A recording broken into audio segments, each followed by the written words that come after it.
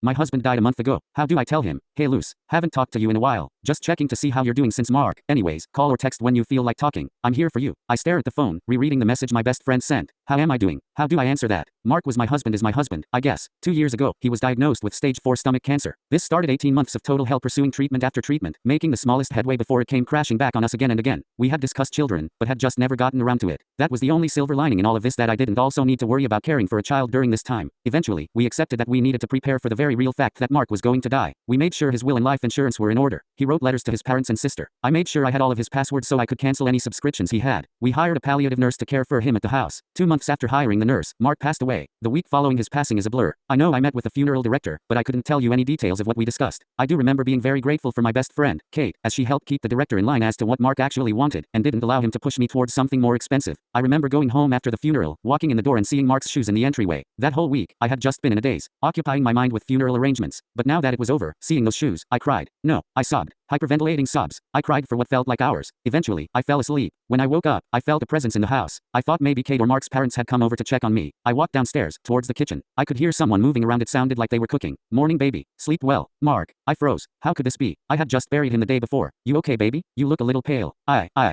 pinched myself. It hurt. This isn't a dream. Mark, can you tell me what's been happening the last couple of months? What are you talking about? I started a new job. You just got that promotion. Is everything okay?